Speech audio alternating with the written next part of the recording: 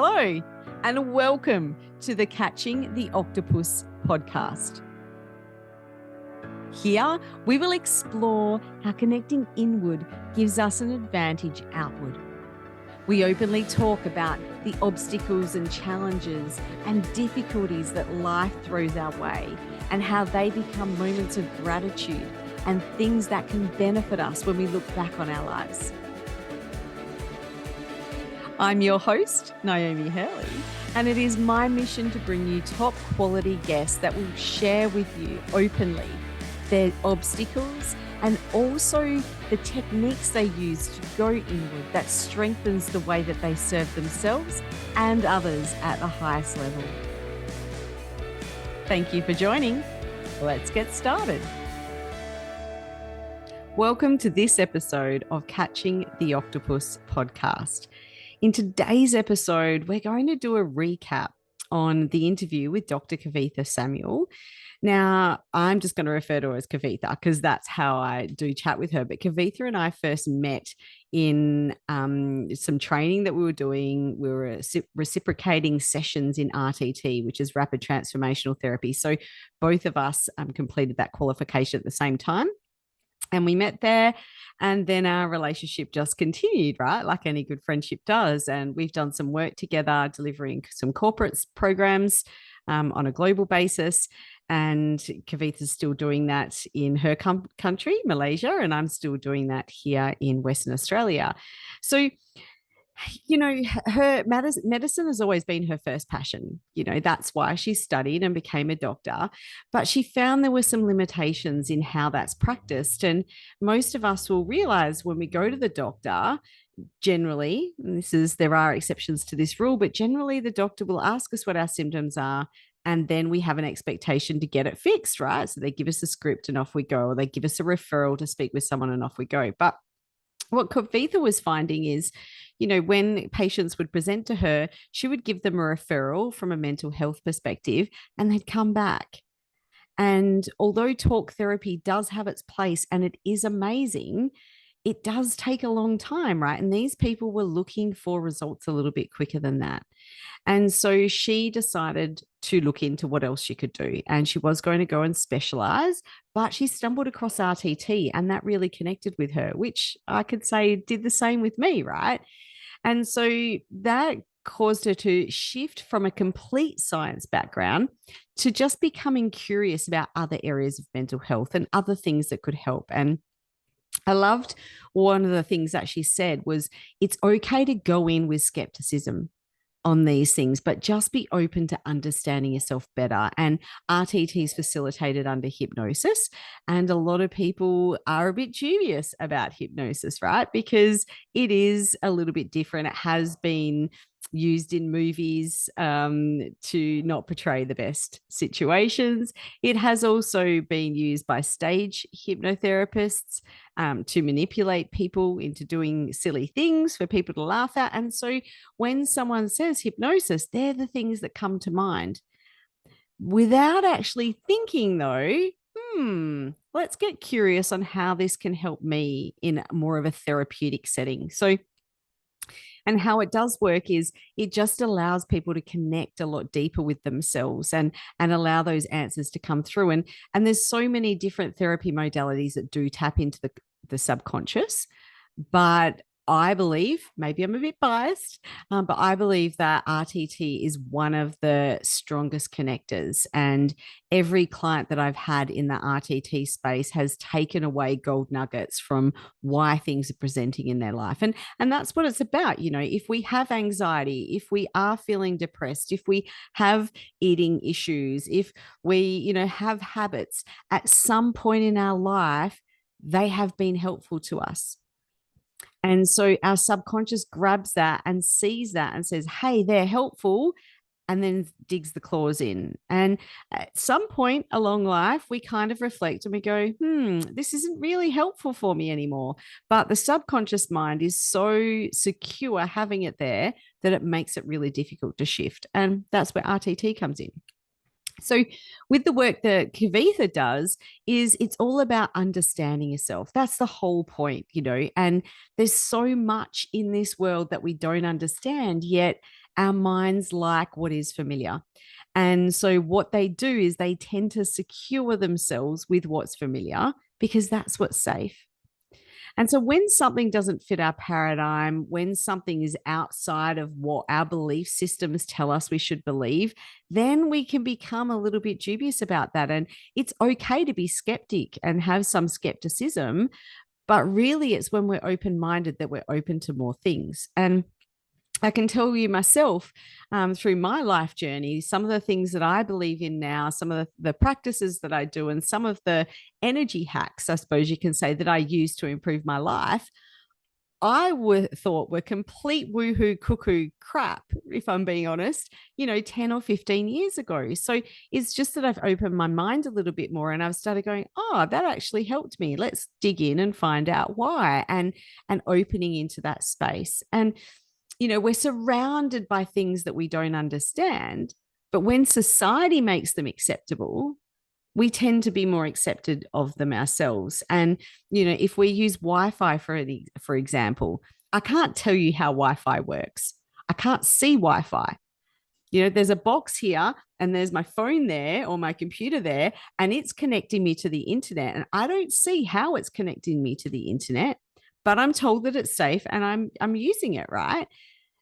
But when it comes to other energetic avenues, we tend to be a little bit more standoffish, which is fine because what we don't understand isn't familiar and that doesn't feel safe to us. So, our brain's main role is to keep us alive. And so when we are in that familiar space, we know what to expect and the brain can actually go, this is okay.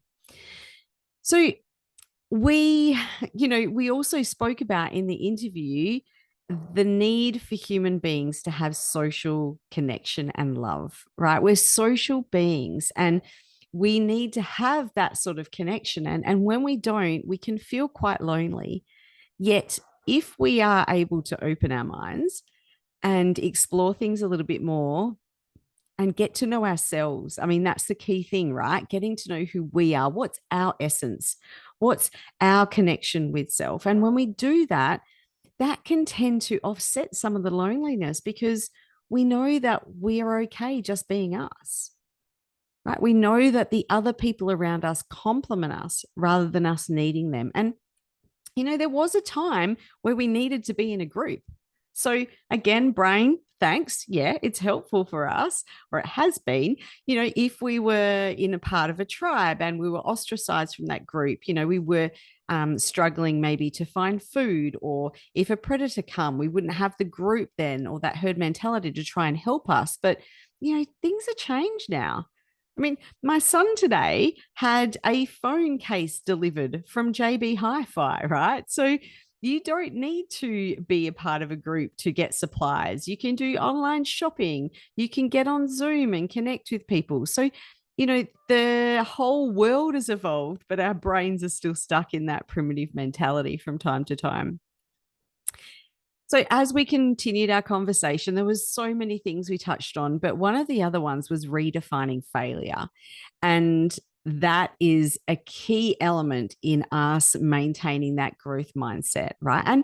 And being curious about things, trying those things. And if we fail, knowing that that's a good thing because we've tried it, we've learned it, we've moved on. And I have a friend who lost her partner a couple of months ago now, and we were talking, and she was talking to me about her grief and how that was presenting for her. And I did say to her, I said, without this sounding really cliche, and I didn't want to actually make her feel bad, but there's a part of that you could find gratitude for. And the part of that is having had the ability to have loved someone so deeply that when they were gone, you were feeling this much pain. And so likening that a little bit to failure, you don't know what you don't know. And if you don't try those things, you won't get those experiences. Right? So avoiding new things isn't the way we should be looking at life. We should be looking at it as if give it a go. But again, failure the brain doesn't like that a lot because failure is unsafe, right? If we were trying to find food and we didn't, well, we die. If we were trying to do X, Y, Z, then that would threaten our safety if we didn't do it really well. So it's just pushing through. And I think the theme of what we spoke about, even though it wasn't put in words, is we need to become the masters of our mind rather than our mind puppeteering us. And that's what it does. Our brains manipulate us to be in spaces that it wants us to be in. But when we can have that self-awareness and that self-reflection, and when we have that ability to move through a lot of the programming we've had, a lot of the trauma that we've probably experienced through our lives, when we can push through that, and when we can actually get to know ourselves on that really deep level, that's when we become the masters of the brain, or we become the masters of the mind. And that's when we say to it, calm down, I'm doing this anyway. Just get through it, right? And, those failures as well can sometimes be gifts for us. And, it's in unusual wrapping, as Kavitha said, but we don't want to unwrap failure because it feels uncomfortable and it feels yuck. And another thing that we've been taught through our lives is, feeling some of these emotions that aren't happy, joy, pride, gratitude, they feel yucky because we've been programmed out of doing them. And so we tend not to sit in there and we tend not to experience them. Or we've been told you should feel those emotions and sit in them and really feel them. And then we don't know how to turn them off. So there's these two ends of this spectrum of people going through. And what the key is to sit in there and feel them. Yes, we need to do that. But then understand that the three things we can control is our thoughts, our emotions, and our actions. And so changing that up and saying, okay, brain, thank you for that. I know that that was an experience I needed to have, and I'm grateful for it. But now it's time to get on with it, right? Now it's time to move through and taking back that lead role rather than being the puppet. So one of the core things that Kavitha does is helps people finding their purpose. And one of their ways to do that is finding the authentic you, that person that you were born to be. And again, if I go back to that, being covered up and being programmed, she says, as we grow, we're layered and covered by all of these things that come at us from society, from caregivers, from peer groups. And although we don't realize it a lot of time, our purpose is already inside of us, right? It's what we naturally do. And every single person, whether you believe it for you or not, every single person has something unique that they're really good at. But sometimes we don't recognize that because it might not be the traditional things that fit in a box. You might not be good at running. You might not be good at tennis. You might not be good at singing. All of those things that we see people to be talented in and think that that's what talent is can sometimes sway the way that we look at ourselves, and we don't get to recognize that real beauty that we have inside, that we get to do it. And Kavitha spoke about unwrapping and uncovering everything that stops you from hearing and being who you are. If you're enjoying this podcast and you want Niomi or any of her guests featured on your podcast or as a keynote speaker at your next event, you'll find their contact details included in the show notes. If you'd like to learn more about how you can work with Niomi individually or as part of your strategy to improve leadership in your business, then review the courses, offers and services at getupandgoconsulting.com.au. So she said also, what do you want things to look like for you? And this is what she takes people through when she works with them on purpose. What's important to you? What's your passion? Where do you sit? And a quote she said, which really connected with me, which I loved, is what you are looking for is looking for you too. And I've really felt that. on this Get Up and Grow consulting journey that I'm on is when I first started it, what I thought I was going to be doing and where I thought I would be was nothing like where I am now and what I'm doing now. And yes, maybe there was some snippets in there for sure. And, maybe if I look back at my vision board, I might be able to pick up that some of the things that I saw in there. And also I went back the other day actually, and I looked at my goal list because I did them conjunctively, consecutively. Oh, I can't think of it. I did them at the same time, right? So when I went back and looked at the action list or my goal list, I've achieved most of those goals, but not in the way that I thought when I wrote them. Right. So, just for example, one of my goals was to spend more time with my son. So, I have, a 20-year-old son who at the time was actually living at his dad's house, and I would see him, but not nearly as much as I would like to. And, at the moment, he's in my home living with me and I get to see him all the time. Now, that's not what I anticipated, right? When I said that I wanted to spend more time with him. And I think as humans, sometimes we try and put things in that box like, okay, this is the goal that I want. And in our heads, we think it needs to look a particular way. But when we get to open up and when we just get to say, hey, blow the box, there is no box. This is what I want. Give it to me in the best way. Give it to me in the way that I'm going to appreciate it and that I'm really going to enjoy it most. And just let it come to you in those spaces. Now, in saying that, we still need to do the work, right? You can't just sit there and, well, here's a good example. I was speaking with some colleagues the other day from one of the non-for-profits I'm involved in, and we were talking about, the man, because he was on the roof of a house, right? And the water was rising and it was flooding, and he's looked up to, he believed in God. So he's looked up to God and he said, God, save me, please. I've been good to you. I just need you to save me. And I know you're going to do it. And, he's sitting there and he's praying. And then this raft comes past. And as this raft comes past, this homemade raft, the people are like, jump on, mate, we'll take you in. And he goes, look, thank you very much, but I'm good. I'm praying to God. I know he's got my back and I know he's going to save me. So he stayed there. The water kept rising. It's up to about his knees or his, now. And a boat comes past, power boat, and they're saying, oh mate, jump in. We'll save you. And he's like, well, no, that's fine.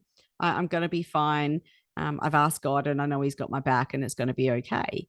So the water kept rising. At this point, it was about at his shoulders, and a helicopter came over and dropped down a ladder. And he's like, thank you very much. Appreciate it, but it's all right. God's got my back. I know he's going to save me. So anyway, the water rose and it ended up going over his head, and he ended up drowning and ended up going in front of God. And he said, God, what happened? You've always had my back. I knew you would have my back, but at this time you didn't. You let me drown. And the guy was like, dude, I sent you a raft, a boat, and a helicopter. What more did you want? Right. So sometimes we can put ourselves in this space where we limit ourselves through our expectations. So it needs to be this particular way. And if it's not, we become disappointed. We can't see the gold and we don't have the gratitude for it. So going back to the whole finding your purpose thing, one of the things that I like to ask people when they're trying to find their purpose is, what did you do when you were a child between 7 and 10? And Kavitha asks a similar question. She says, as a child, what did you dream of becoming when you grew up? Right? What was it that you dreamt of becoming? Now, in my case, what I dreamt of becoming was a doctor. I always said, I'm going to be a doctor. I'm going to be a doctor. And I now facilitate healing. Okay. Not as a medical doctor like Dr. Kavitha, but I facilitate healing on different levels. I facilitate healing through my RTT. I've also done a whole heap of research training practice in energy healing modalities, so I can do that as well. So it wasn't how I expected it to be as a child, but that's kind of what I'm doing. And if I think back to what I was doing between 7 and 10, I was a bit talkative at school, like got that on my report, like a fair few people I know. But I remember the house that we were living in had kind of those houses, you didn't have railings back in the day, right? Because there was a lot of safety. So it was like a big sort of porch out the back. and it just dropped off. And so to me, it was like a stage. And I would get up there and I would sing and dance and perform and speak and just entertain these imaginary people that were in my backyard, right? And it really brought me a lot of joy. And I feel like that's kind of what I do now, right? I'm teaching and entertaining people through a lot of the work that I'm doing. So those two elements became who was me. Now, if I go back into my corporate space, I wasn't doing either of those. And I was sitting in my zone of excellence, mind you. I was, well, maybe I'm a bit biased, but I was damn good at what I did. I was so good at my jobs, at my roles, and I served my employers, all of them, in really high levels, right? But it wasn't my zone of genius. It wasn't my purpose. Now, did it feed my purpose? Of course it did. The things that I've learned through those places, I now tap into those to actually help me with what I do now. So it wasn't a pointless part of my life, but it wasn't where I was meant to be. And so there are many people that I meet that come into, 30, 40, 50 that are kind of like, I don't know if I'm doing my purpose. And if you're asking that question, chances are you're probably not. And now that does not mean you should quit your job tomorrow and go and start businesses, right? Please don't just go and run and do that because it's not as easy as it looks.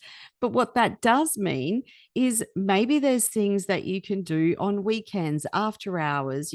There's still things you can do that live your purpose that don't have to be a profession, and they don't have to be a job or a business or anything like that. That if you're lucky to do that, fine. But some people are happy with the jobs that they have. That brings in the resources, the financial resources to fund the things that they want to do. That is their passion. And we never, as Dr. Kavitha said, we never ask an adult what they dream of. And she says we don't need to stop dreaming just because we're adults. And I think maybe again, if we go back to that box that we're put in, that we see or we expect, is we think that if we have dreams as adults, it's not appropriate. Like that's a kid thing, not an adult thing. But dreaming as adults is an amazing thing. And if you can go that next step and go completely out of the box, and go, you can create things that you dream of.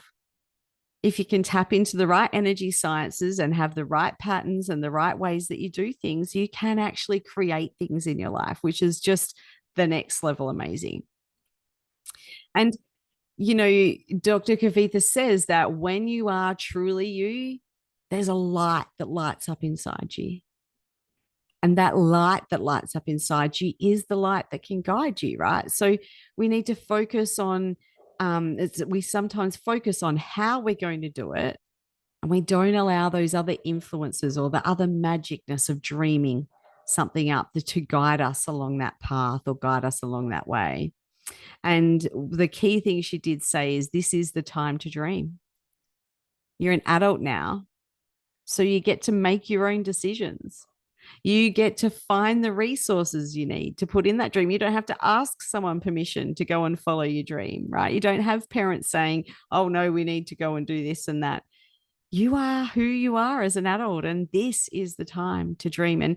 And your success looks like you, right? And that's what dreaming is about. What is success to me?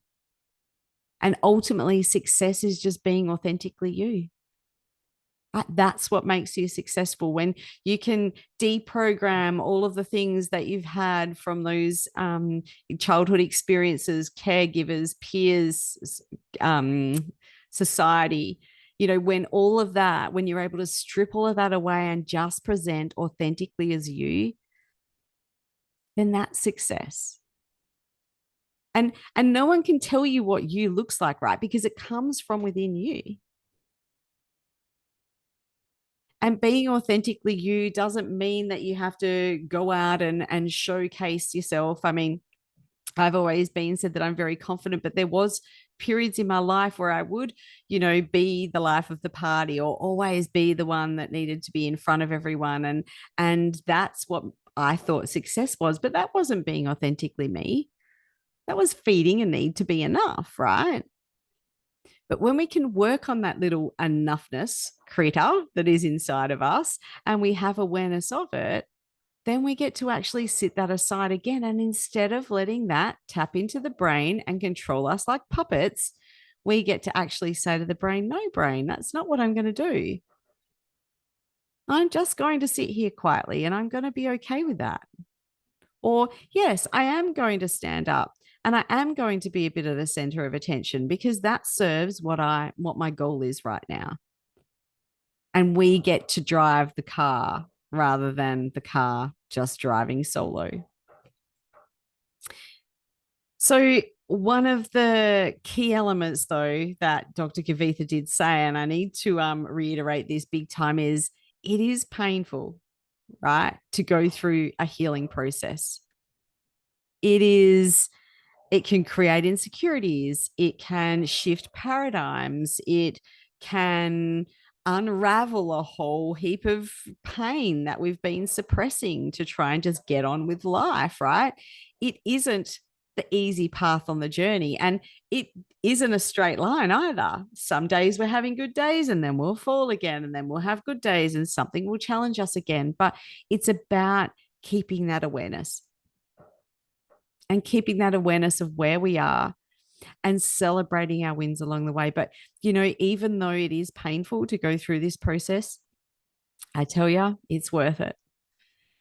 And even Dr. Kavitha will tell you it is worth every bit of it, because when you can sit there and look back, the amount of pride that comes through is just amazing. When you are able to live your purpose, you get to smile, really smile every day, and you get to be authentically you without the need to perform, without the need to do any of those other things that the brain's telling you that it needs to do.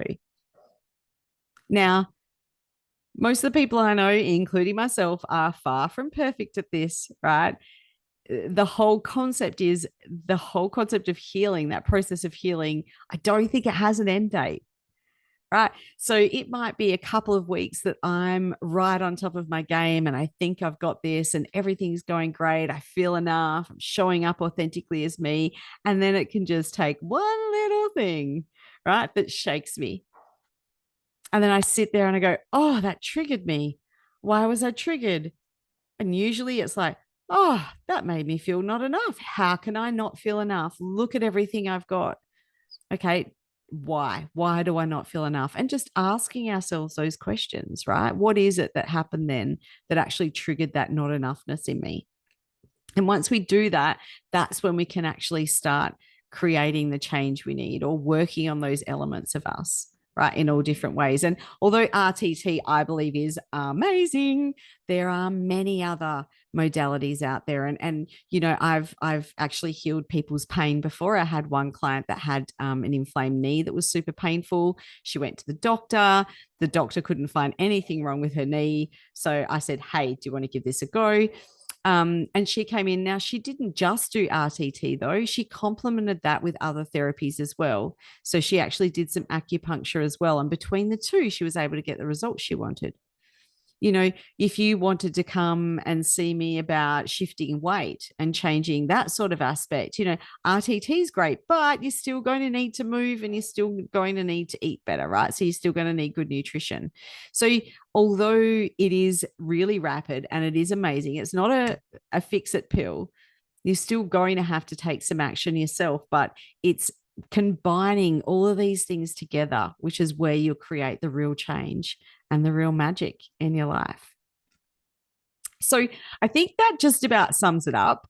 It was a great interview, and I have a lot of time for Dr. Kavitha. We do try and catch up regularly, although we're both pretty busy people, so it doesn't always happen. And I'm really grateful that she was able to find the time to come on the podcast, because I think she had some real gold nuggets to offer.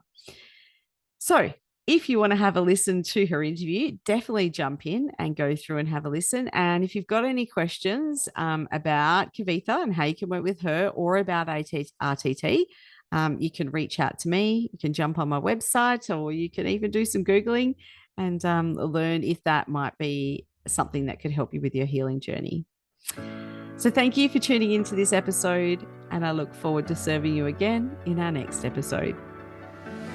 Thanks for joining in and listening to this episode of Catching the Octopus podcast. It's been great having you here. And if you'd like to go and like and subscribe and maybe even leave a 5-star rating if you think it's worth it, I'd really appreciate it. I look forward to seeing you in our next episode.